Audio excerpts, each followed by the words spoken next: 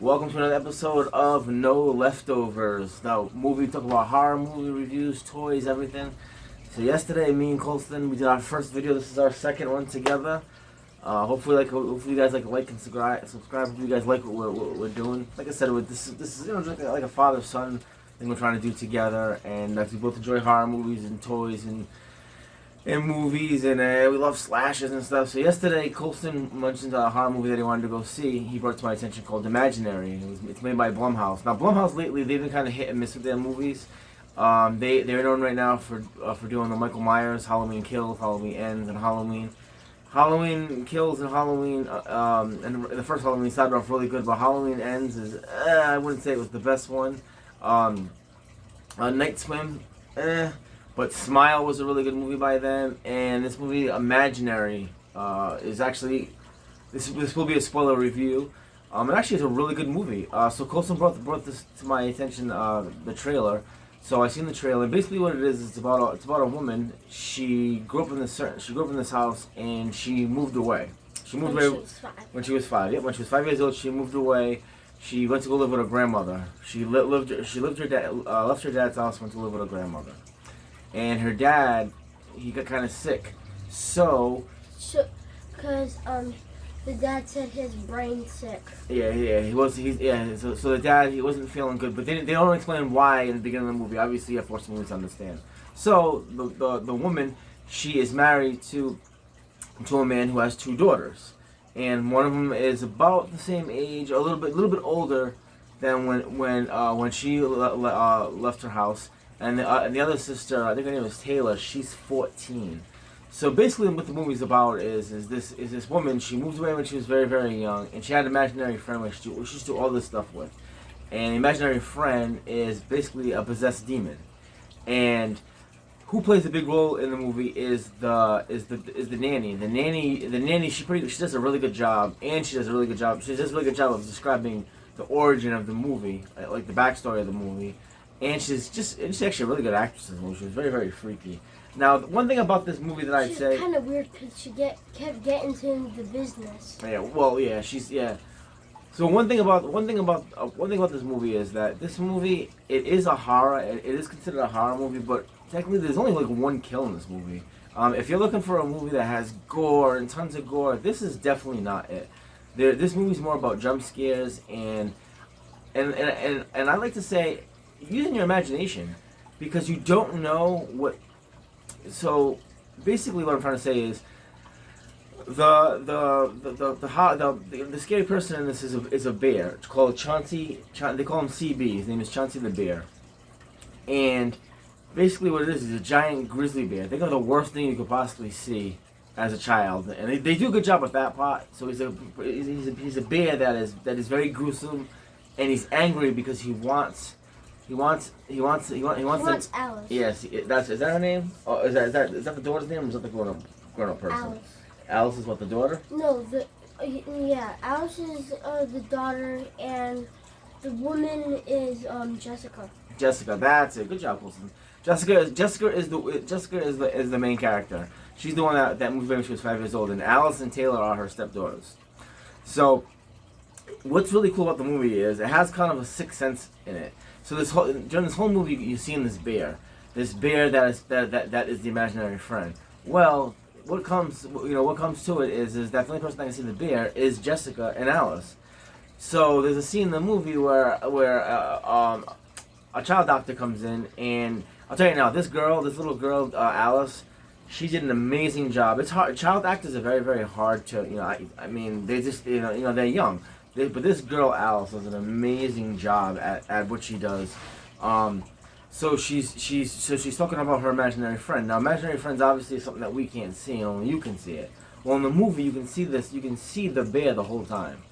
And the reason is because you're seeing it through the eyes of Alice, and you're seeing it through the eyes of Jessica, the grown-up, the one that used to live there when she was young. So pretty much what it is Jessica has to fight her imaginary friend that she left when she was young. She has to fight that bear to keep Alice and to keep Taylor safe. And they enter the world where it kind of reminds me of New Nightmare a little bit. So, when they did, in the basement, there's a door. Yes. And Alice released it to find the bear, but at the end of the movie, they went in the door and they like paint the wall like all blue, and then like the balloon like went through the door, and it started like opening and took them to like this weird place. So the door that Colston's talking about is, so this is place that, during the movie, Alice is talking about how she has to go on a scavenger hunt. She has to get things something that can hurt, something that is scary, something that's Something important that to her, burns. something that burns. And the reason she's doing all this stuff is because CB, the bear, Chauncey the bear, wants her to prove herself, prove that she's loyal. So she goes and gets all this stuff, and then she has to burn all this stuff. And then in the basement, like Colston was just talking about, after she gets all this stuff in the scavenger hunt, this imaginary door opens up to a place called Never Ever. And if you guys have ever seen Wes Craven's New Nightmare, when they go to Freddy's Dreamland, that's what it reminds me of. It reminds me a lot of Freddy's Dreamland. How there's doors and steps everywhere, and you can imagine and believe where everything you want to be will be But there. it was just it was just black and white though. Yeah. Well, the colors are black and white, yes. But I mean, but overall, that's what it reminded me of. There's only one kill in the whole movie, and the kill is the grandmother. The lady that used to baby. The monster came out the door and then the monster came out the door and grabbed her and like ate her. But they don't even show it. This movie's more about using your imagination, like anticipating what you think is gonna come. That's what I like about the movie. Like, Yeah, it's about imagination. it's a like, psych. People can't see the bear because people can't see the bear because he's imaginary. Yeah, it really tests your psyche about seeing certain things because, it's not your typical slasher. It's definitely not a slasher movie at all. It's a typical horror movie, and I liked it a lot. I thought it did really good. It didn't do really good over the weekend. It only made like $10 million, which I'm not sure what the budget of this movie was, but overall, it's pretty much. I mean, once you start seeing how the movie's laid out, you kind of understand exactly how the movie's gonna end. It ends exactly the way you think it's gonna end. She tries to sacrifice herself, Jessica, because she wants the bear to stay away from the family, and the family comes back and they get her and they get her out. They take her out of Never Everland, and basically this door. So when you go through the door, it turns blue, but when you come through it, you have to throw black paint all over it to shut the door permanently.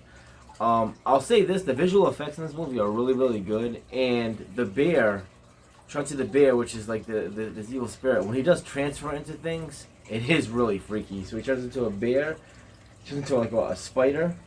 Oh, the spider with like 8 eyes and has these little dangling hands. Oh, I think. Oh, that was really scary. I think that's the spider that Jessica kept like drawing. Oh, yeah, that's right. Oh, that you know what? Great. That's awesome, Colston. Yeah. So Jessica, she writes children's books. She paints. She paints and she writes children's books and she paints these No, characters. she doesn't write books. That's the granny. No. Jessica writes books. She writes books. No, she writes books. She writes books and she writes children's books, and she paints these two characters. One's a spider. It's a really weird children's book that she writes. It's about a spider, and it's about a spider who saves people, and like a fly that helps her out. It's a really odd, but the reason it's a fly and a spider is because that spider, that's good cause. That's the vision that she's seeing in her mind when she was a child. So she's pretty much making a book off of a childhood that she kind of remembers that she has. That was a good pickup, because I didn't really pick up on that.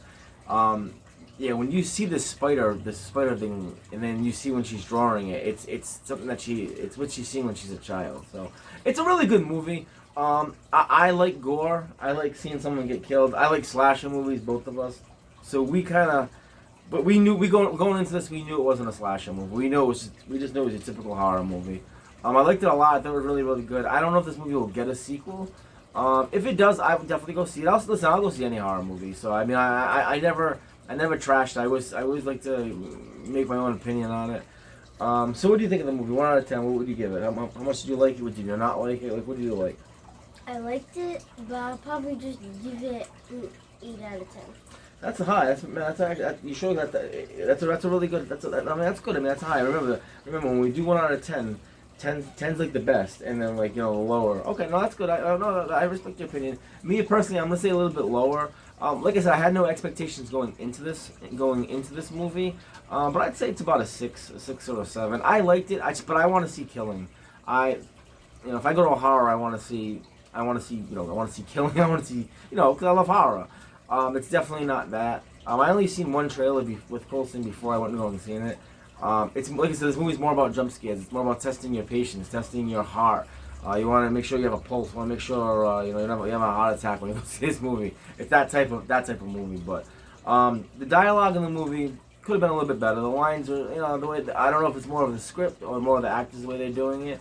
But the two people that stand out the most in this movie to me was definitely Jessica. I thought she did an amazing job, and the little child Alice. She was really good. To see children act the way they do, especially horror and scared and stuff, she did a really good job. Especially when she talked to Jonesy when the doctor came. Oh, there's one scene in the movie. Great job, Chris. There's one scene in the movie where the child doctor comes in, and she's talking to Chauncey, the bear, and all of a sudden, you start hearing a voice like she's talking for the bear, and then she turns and she looks at the doctor, and then she can still hear the voice, and the doctor freaks out because she doesn't see the bear's not there, and she's like, she asks Jessica, is Allison practicing ventriloquist? Remember when Jessica was hearing Alice speak for Jonesy? It was actually Jonesy talking. Yep, it's really Chauncey. Yep, yeah, it really Chauncey. It is a good movie, man. Will I buy it when it comes out? Definitely. Do I definitely want to own it? I will own it. 'Cause I love owning horror movies. But one day I'm gonna go through my collection with Colston when it comes over, and I'll show you all my slasher movies. I got some amazing slasher movies, and I can't wait to preview a lot of these movies. I'm really excited about doing this YouTube channel with Colston, and he really. These are just the first two movies we started off with. Fatal Games was yesterday, and today is Imaginary. But we still watched a lot more. Oh yeah, I mean every time Colston comes over, we still record on one time. Yeah. When Colston comes over, we try to watch like 1 or 2 movies because Colston comes over every other weekend. So we're gonna try to do at least 2 or 3 recordings, and we try to watch at least 2 movies. So Colston has to see The Funhouse. That's gonna be awesome to see. The Funhouse was by Tobe Hooper, which is an awesome 1981. That's an awesome horror movie with Gunther. He's the main villain in that movie. Colston likes The Burning, My Bloody Valentine. I mean, there's some good horror movies that Colston likes. Thanksgiving with John Carver. I mean, we're gonna do a review on that. So, all right, guys. Well, if you like this, man, like and subscribe. Give us a thumbs up. And until the next video, peace. Take care, guys.